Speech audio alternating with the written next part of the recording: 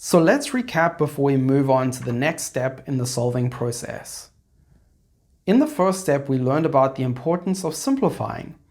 All questions in the SAT need to be simplified to the greatest extent possible. In the second step, we learned how to create a solid rough answer based on our simplified question. When creating rough answers, you must A, only use the passage as a guide, B, remain completely objective, and C, be as literal as possible when reading the passage. So what now? You have a beautifully simplified question, and you have a, hopefully, well-crafted rough answer. This rough answer will now be an anchor for you as you evaluate the answer choices.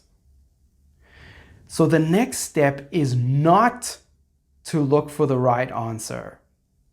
Now, I'm sure you're wondering whether you misheard me, but no, that's what I said. I don't want you looking for the correct answer choice.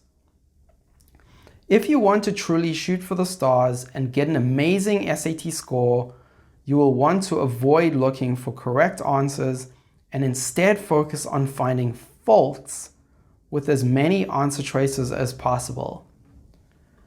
At this point, it's important for you to understand what I mean by faults. An answer choice contains faults if it commits any of the following four quote-unquote sins. A, it contradicts your rough answer. B, it contradicts what is literally said in the passage. C, it adds information that isn't in the passage. Or D, it doesn't answer the simplified question. If an answer choice commits any of these sins, you can immediately eliminate it. A point of clarification here. This doesn't mean that the entirety of an answer choice needs to be wrong. In fact, one of the College Board's favorite tricks is to place correct information at the front of an answer and incorrect information at the end of an answer. If any part of the answer choice contains a fault, even a single word out of place, the entire answer choice is wrong and must be eliminated. See, there is something you need to understand and become a fierce, passionate believer in, and that is that 3 answer choices in the SAT are 100% incorrect, and only 1 answer choice is 100% correct. Your job as a test taker is to find those 3 incorrect answer choices. This search needs to become your obsession, because the better you are at shooting answer choices down because of the faults they contain, the better you will do in the SAT. Period. So let's see this elimination process in action. I'm going to be working with 3 separate files here, so apologies for the back and forth. Firstly, we'll obviously be returning to passage 1 of College Board release test number 1. You can see this test does actually contain the answer choices, unlike the earlier test we used. Secondly, we'll be using the simplified questions, rough answers we created in step 1 and 2 of our solving process. And here they are. And finally, we'll be introducing the actual answer choices for each question. Here I have them in a Word document so I can easily edit them as we discussed. Now you'll probably notice something a little bit different about the answer choices here. In many cases, I've divided them into various pieces. This is what I actually do in my head as I read answer choices in the SAT, and it's something I want you to do too. I break them into discrete pieces of information. Why do you think I do that? Pause the video here and give it some thought before we move on.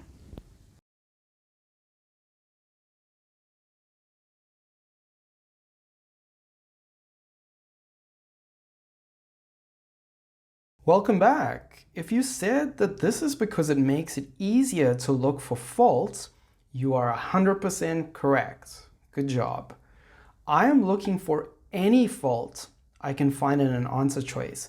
It doesn't matter how small it is. Any fault found will be good enough to rule out an entire answer choice.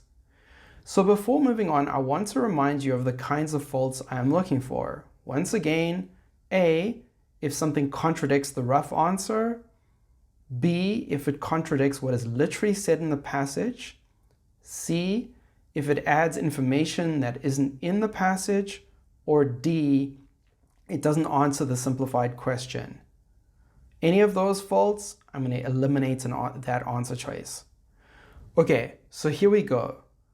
So in question 1, our simplified question was, what happens in the passage? And I came up with the rough answer of, a guy comes to ask a mother whether he can marry her daughter. His marriage proposal is both a surprise to the mother and is done in an unusual way. Okay, great. Now let's look for faults in answer choice A. Immediately I target the word argues. There was no arguments at all in this passage, just a polite, respectful discussion between adults. So this choice is eliminated. Next we have answer choice B. This answer choice is interesting, and it does resonate with my rough answer, but my job isn't to look for correct answers, so I just chalk that down in my mind as a maybe. Answer choice C is terrible. There is no one reminiscing in this passage. Reminiscing is indulging in enjoyable recollections of events in the past. And this passage is narrated by an omniscient narrator who can read the thoughts of both Chie and Akira, so it cannot be described as a recollection. In addition, there are no choices over the years in the passage, so this one's gone. Answer choice D similarly fails because there is no criticism of one character by another character. If anyone was going to engage in criticism, it would have been Chie over the inappropriate way in which Akira made his proposal. But if you look back, you'll see Chie just politely listens to what Akira says. And she doesn't offer any criticism of his conduct. So we are left with the least incorrect answer of B. One character receives a surprising request from another character. Excellent. Let's move on. Now let's look at question 2. Please recall our simplified question and rough answer was, how does the passage develop? And the rough answer was, a detailed dialogue between two people. So answer choice A fails because there is no analysis in this passage. An analysis is basically a detailed examination or evaluation of something. This is not what happens here. This is a narrated story about two people describing what each thinks and feels. Zero analysis, so this is gone. Answer choice B again looks interesting, so I just keep moving, it's maybe. Answer choice C is terrible and riddled with errors. Firstly, there is the so-called definitive response. For this passage to be kind of definitive in any way, we would need to have Chie emphatically state a clear answer to Akira regarding his proposal. She does nothing of the sort, and Akira is just left saying he will return in a few days to receive her answer. Then there is this part about his series of questions. What series of questions? I pretty much only see one question, which is from Akira. Can I marry Naomi? So there are major faults with this answer choice. Let's move on. Answer choice D collapses when you realize this isn't a recounting. It is narrated as if it is happening. If it was a recounting, there would be a lot of past tense found in the passage, since recounting is describing an experience from the past. There is no evidence of this happening. In addition, the word cheerful seems incredibly out of place. This is a very serious story where a man is taking a major risk and asking a deep, serious question of his potential future mother-in-law. So that one's gone. So we are left with the least incorrect answer choice of B. Now let's move on to question 3. Here you're going to really see the power of a good rough answer in action. Recall our rough answer for this question was face-to-face, because of the fact that Akira did not want to use an intermediary or a go-between, but instead chose to speak to Chie directly with no kind of blockage or interference. So let's do it. Frankly means very honestly, so no. Confidently means in a self-assured way. No, this wasn't about his attitude, so that one's gone. Without mediation, well, mediation is when a third party acts as a bridge between two other parties.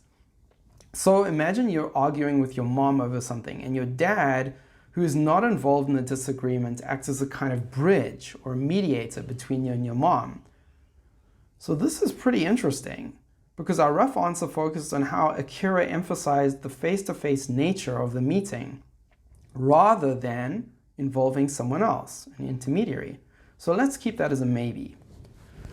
Finally, in answer choice D, we have with precision. This is just totally wrong and is far, far away from our rough answer or a literal reading of what actually is said in the passage.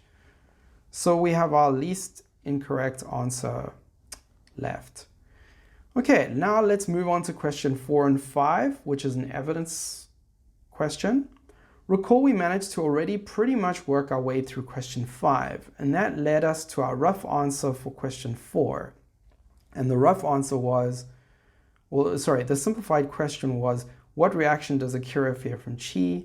And based on question 5, we believed his main fear was that she, being Chi, will reject him based on how he made his proposal. So let's check out our answer choices in 4. Answer choice A looks more than decent, so let's keep that as a maybe. Answer choice B, no, nothing about mistaking his earnestness for immaturity. Incidentally, can you see how this would be the main incorrect distractor answer choice? Because it matches well with answer choice B in number 5. This goes back to what I taught you earlier, that an answer choice must always actually answer the question.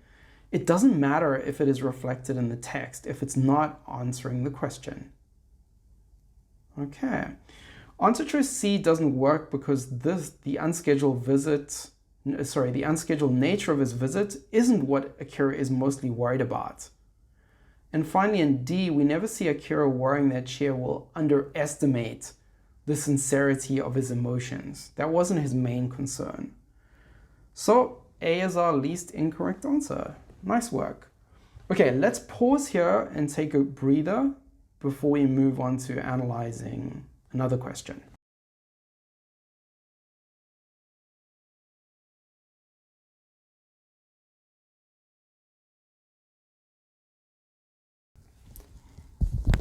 There's one more question I'd like to work through with you, and that is question 7. The reason I want you to look at this one is that it's very difficult to make a good rough answer for this question, because there are so many potential purposes for that first paragraph. So here we need to be very, very careful when we're doing our eliminations. Let's start off by looking at answer choice A. Is a culture described? Absolutely not. If you look back at that paragraph, a culture is hinted at, the culture where a man typically asks a go-between to ask a prospective parent's bride's parents whether he can marry their daughter. But there is actually zero description, that's the bad word, of a culture. So you need to eliminate that one. In answer choice B, there is no criticism of a tradition. So this too is also gone. Choice C says he questioned a suggestion. I don't see any evidence of any suggestion being made, let alone questioned. So this is gone. Which leaves us with our least incorrect answer of D, analyze the reaction. Now, don't worry if you are a bit unclear about where the analysis of the reaction comes from. I'm going to get to that in the next video. But what I want you to notice here is how when we have a sort of not the best rough answer, or it's kind of difficult to construct a solid rough answer, then the elimination becomes even more important. The finding the faults with the answer choice becomes even more important, and you become a lot more focused. So based on this entire process, I'm sure you're starting to get a good sense of how we approach these eliminations. We are surgical, and we use the simplified question, the rough answer, and the passage to ruthlessly eliminate any answer choices that fall short in any way. In following this process, we're attempting each time to leave one final answer choice, the so-called least incorrect answer, which has the least things wrong with it. Here are the rest of my eliminations highlighted in yellow for questions 6, 8, 9, and 10. Note that eliminations are to some degree subjective. In other words, there may be words and phrases you believe are incorrect and that you would have highlighted / eliminated. That's fine.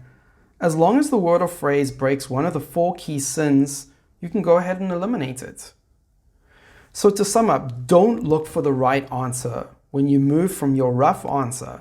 Always look for faults in the answer choices. Always play devil's advocate and try and find things wrong with an answer choice. Okay, so how should you move forward from here? Well, before moving on to the next video, I suggest you practice eliminating answer choices. Download the 3 tests in the sidebar that include the answer choices. Use the simplified questions and the rough answers you previously created, as well as the contents of the passages themselves, and try and eliminate 3 answer choices. As you work through the tests, try and increase the speed at which you complete your eliminations.